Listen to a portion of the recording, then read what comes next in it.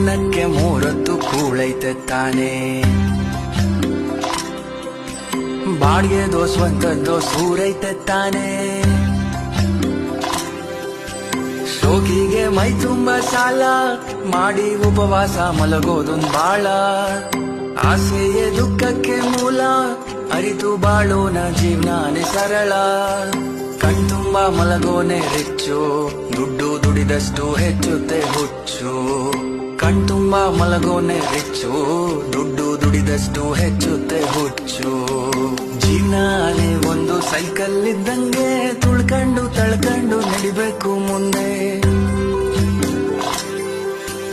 ಪಂಚರು ಆಯ್ತಂತ ಕುಂತ್ಬಿಟ್ರೆ ಹೆಂಗೆ, ತಡ್ಕೊಂಡು ತಿದ್ಕೊಂಡು ಹೋಗ್ಬೇಕು ಮುಂದೆ.